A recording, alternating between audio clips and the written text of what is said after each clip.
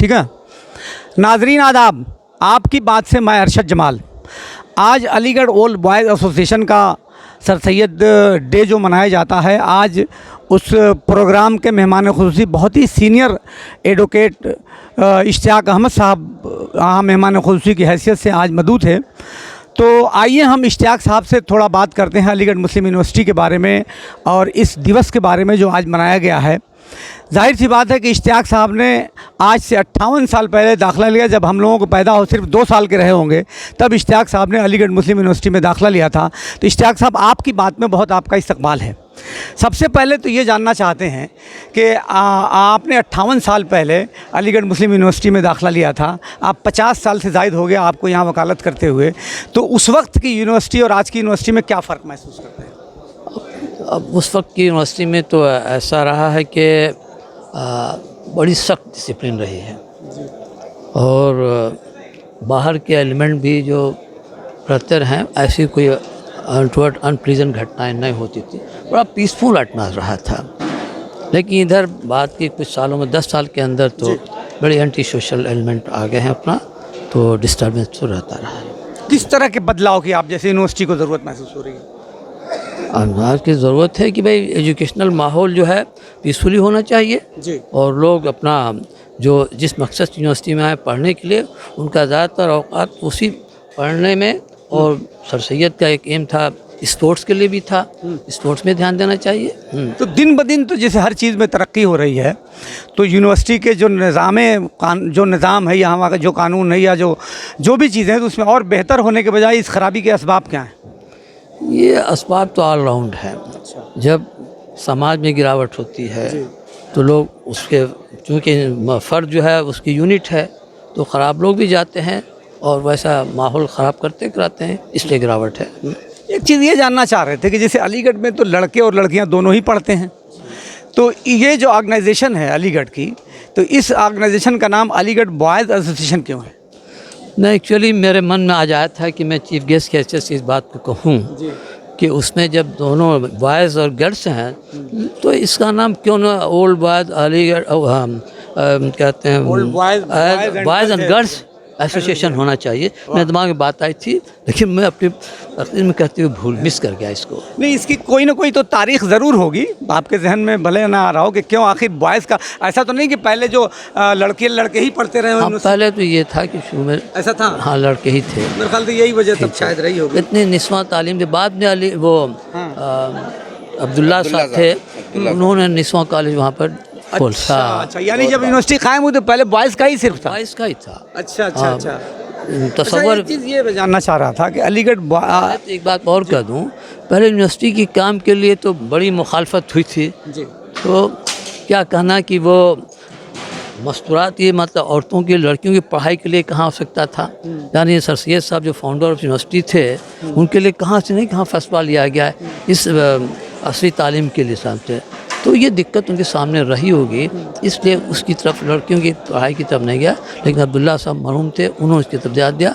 Abdullah girls college कायम हुआ। अच्छा, शुरू ज़माने से ही अक़लियती किरदार रहा है, मगर पिछले कुछ दिनों पहले अक़लियती किरदार यूनिवर्सिटी का बहाल हुआ, तो इससे क्या नुकसानात हो सकते हैं? अब देखिए, मैं जब यूनिवर्सिटी में गया था तो मुझको पहले ये हुआ कि भाई मुझको एडमिशन नहीं मिला था। अच्छा। एवं मुश्तबा साहब थे, फिर मैं लखनऊ चला आया, तो वहाँ क्रिश्चियन कॉलेज में गया एडमिशन लेने के लिए। तो वहाँ के कहा उन्होंने कि भाई जब आपका अलीगढ़ में नहीं हो सकता है जी, जो मुस्लिम लोगों के लिए बना हुआ, तो यहाँ कैसे उम्मीद करते हैं क्रिश्चियन के वहाँ पे। तो अब ये सोचिए कि उस ज़माने में, मैं आपको 63 की बात कर रहा हूँ, उस ज़माने में ये सोच थी। तो अब बाद में मेरा आया, फिर मैं चला गया, आया उसके बाद हमने बोला कि मैं हमारा एडमिशन हो आ गया। तो अक़लियती किरदार जो था कि फिर 1965 में जब भी वो मेडिकल कॉलेज पहले खोला गया था 62-63 में, तो वहाँ रेशियो रखा गया था मेडिकल कॉलेज में शायद 60% इनसाइड स्टूडेंट रहेंगे और बाहर के 40% रहेंगे। लेकिन फिर ये आया 65 में, अली अवर जंग साहब वाइस चांसलर होते, तो उन्होंने 50-50 कर दिया था। इस पर कुछ लड़कों में रिजेंटमेंट था कि भाई पूरे हिंदुस्तान में तो उन के लिए है मेडिकल कॉलेज में, और यहाँ 60 की बजाय उसको बराबर कर दिया है। तो दिक्कत हुई थी, महसूस किया था कि भैया यहाँ एडमिशन होने में दिक्कत होती बाती है। तो फिर लोगों को ये सुनने को मिलता है कि जब वहाँ नहीं हुआ तो कहाँ आपको होगा। तो अक़लियती किरदार सुनने की वजह से अक़लियतों को वहाँ पर एडमिशन के सिलसिले में, पढ़ाई के सिलसिले में कुछ सहूलतें ज़्यादा थीं। ये भी है कि वहाँ पर लॉजिंग में, फूडिंग वगैरह में सस्ते में अपना काम चलता था।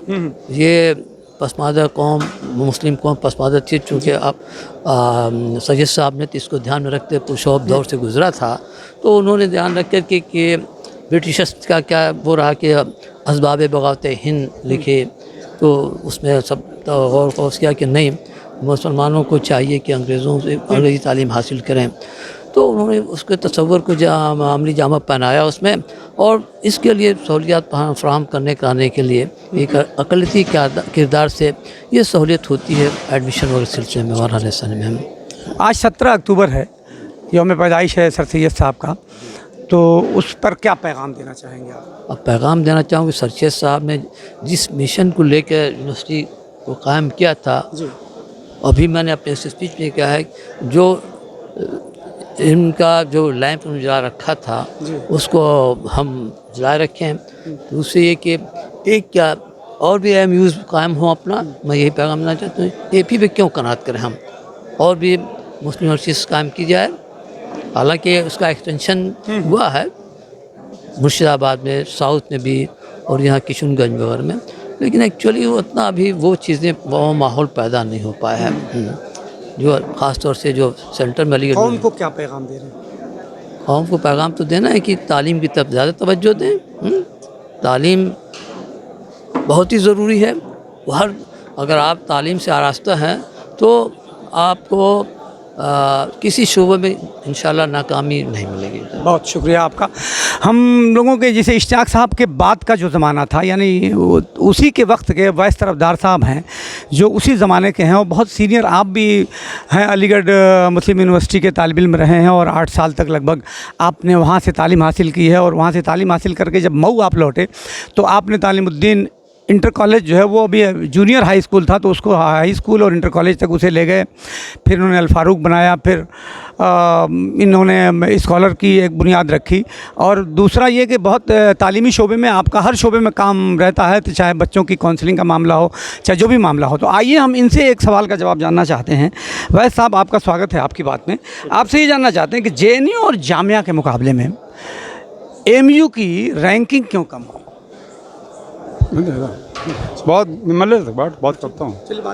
बहुत बुनियादी सवाल है, और एक अलीग होने के नाते मुझको बहुत ही इसका दुख भी है, इसलिए कि सच्चाई है कि JNU जो रिसर्च के मामले में या सोच की वसात के मामले में जो JNU है, उसके मामले में वो बहुत आगे जा चुका है। रैंकिंग में पहली पोजीशन हमेशा JNU की आती है।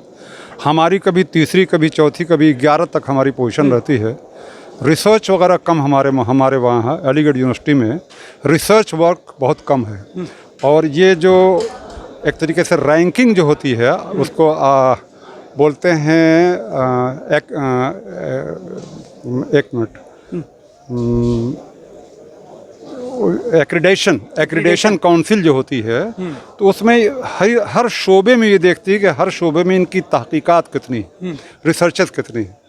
तो मुझे अफसोस है कि लड़के जिस उमंग से जाते हैं और हम लोग जिस उमंग से अलीगढ़ का हवाला देते हैं और जिस उमंग से, जिस मकसद के तहत सर सैयद ने बनाया था, शायद उससे कम थोड़ा सा हम पीछे हो रहे हैं कि रिसर्च के काम जब यूनिवर्सिटी में लेक्चरर हो जाते हैं, रीडर हो जाते हैं, तो ज़्यादातर मैं देखता हूँ कि वो बस अपनी एक ज़मीन हो गई सर सैयद नगर में, एक उनका मकान हो गया, और उसके बाद प्रोफेसर हो गए, और प्रोफेसर के बाद 2 लाख तनख्वाह, उसके बाद रिटायरमेंट में। इसके रीज़न जैसे क्या तलबा में दिलचस्पी कम हुई वो है, या एडमिनिस्ट्रेशन का जो इंतज़ाम है उसमें कोई कमी आ रही है?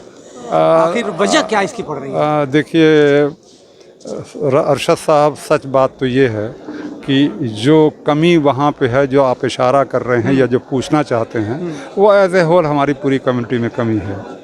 तो वो अलीगढ़ यूनिवर्सिटी मुसलमानों के एक नुमाइंदा यूनिवर्सिटी है, तो जो फीलिंग आप मुस्लिम कम्युनिटी में महसूस करेंगे कि बहुत ज़्यादा एडवांस हो करके रिसर्च करना, मेहनत करना और मेहनत के बल पे, अपनी दरियाफ्त के बल पे अपनी हैसियत बनाना, वो हमारी सोच थोड़ा सा अभी उतनी नहीं पहुंची है जो सर सैयद चाहते थे।